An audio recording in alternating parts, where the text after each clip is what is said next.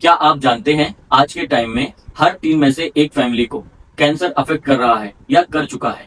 तो नमस्कार दोस्तों, जेडब्ल्यू पैथ लैब में आपका स्वागत है। आज मैं आपको कैंसर पर पूरी वीडियो बनाकर बता रहा हूँ। ये एक ऐसी बीमारी है जो सिर्फ बॉडी को ही नहीं, पूरी फैमिली को और पूरे लाइफ को तोड़ कर रख देती है। अगर हम देखें तो पुराने जमाने में कैंसर बहुत कम हुआ करता था, लेकिन आज मॉडर्न लाइफ स्टाइल में कैंसर इतना कॉमन क्यों हो गया है? क्या इसका रीजन सिर्फ जेनेटिक्स है, यानी आपके बाप दादाओं को था तो फिर आपको हुआ, या फिर कुछ और है? दोस्तों, मैं आपको बताऊंगा कि कैसे plastic, pollution, processing food, mobile के रेडिएशन और स्ट्रेस कैंसर का रिस्क मॉडर्न लाइफ स्टाइल में बढ़ा रहे हैं। तो इस वीडियो में हम कवर करेंगे कैंसर क्या होता है और आज कैंसर इतना कॉमन क्यों हो गया है, और प्लास्टिक और मॉडर्न लाइफ स्टाइल जो हम अपना रहे हैं उसका क्या अफेक्ट आ रहा है। कैंसर के टाइप्स को भी मैं बताऊंगा और साथ ही साथ ट्रीटमेंट पर भी हम बात करेंगे। तो चलिए वीडियो को अब हम स्टार्ट करते हैं। वीडियो को अंत तक देखिएगा क्योंकि ये वीडियो किसी न किसी का लाइफ सेव कर सकता है। कैंसर क्या है, सबसे पहले हम यही जानेंगे। कैंसर कोई एक बीमारी नहीं है दोस्तों, ये 100 से ज्यादा डिजीजेस का एक ग्रुप होता है। हम जानते हैं दोस्तों कि हमारी बॉडी ट्रिलियन ऑफ सेल से बनी होती है, यानी हम मनुष्य कोशिका से ही बने होते हैं। कोशिका क्या है, कैसे होता है, ये तो एक बेसिक चीज है दोस्तों, मैं आपको शॉर्ट फॉर्म में बता देता हूँ। बेसिकली एक कोशिका होती है जिसे सेल कहते हैं, उसी से हमारे ऑर्गन बनते हैं, स्केलेटल सिस्टम बनते हैं और पूरी ह्यूमन बॉडी एक सेल से बनती है। इस सेल का नॉर्मली क्या काम होता है हमारे शरीर में?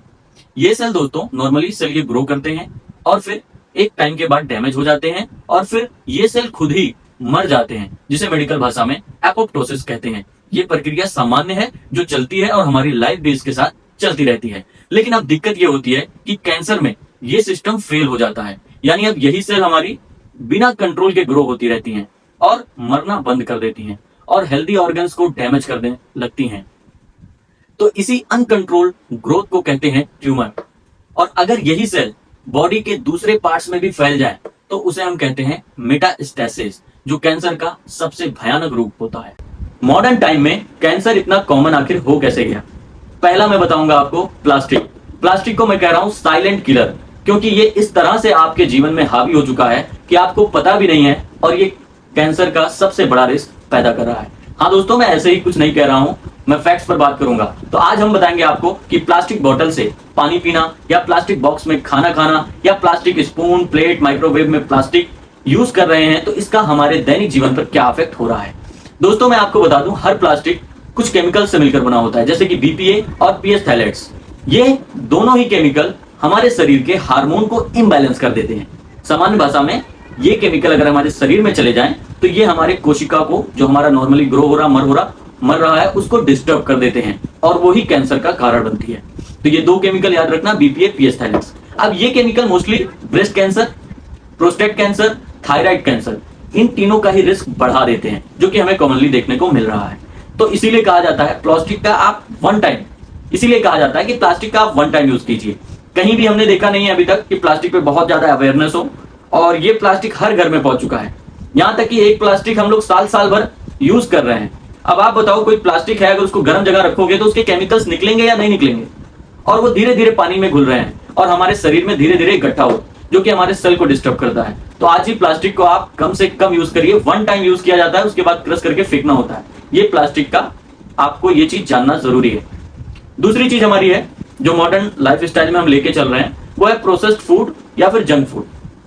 जो भी पैकेट वाला खाना है, कोल्ड ड्रिंक है, आर्टिफिशियल कलर है या फिर प्रिजर्वेटिव है, ये सब बॉडी में फ्री रेडिकल्स बनाते हैं जो डीएनए को डैमेज कर रहा है सेल्स की। यानी डीएनए अगर हमारा डैमेज होता है सेल्स का तो कैंसर का ये फर्स्ट स्टेप है।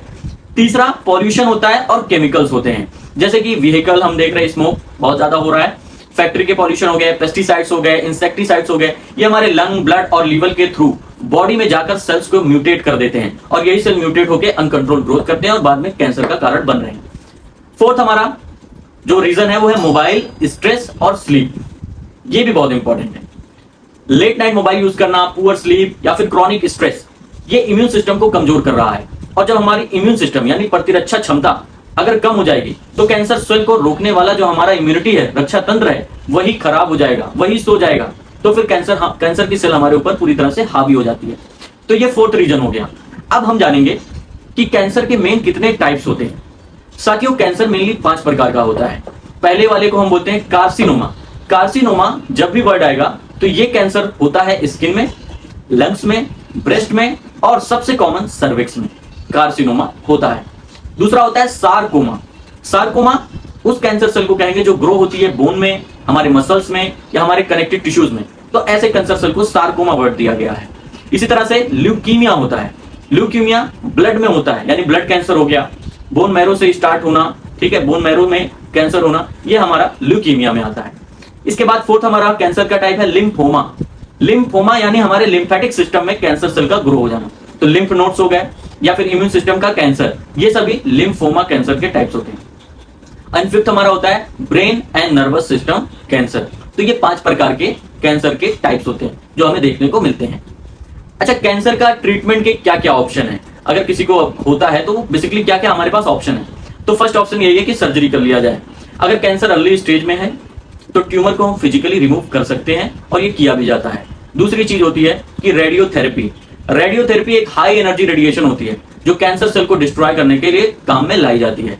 लेकिन इस रेडियोथेरेपी के हाई एनर्जी रेडिएशन से साइड इफेक्ट ये होता है कि हेयर का लॉस हो जाता है, उस स्किन जिस एरिया पे लगाया जाता है हाई एनर्जी रेडिएशन को वो बर्न हो जाती है और वीकनेस बॉडी में आ जाती है।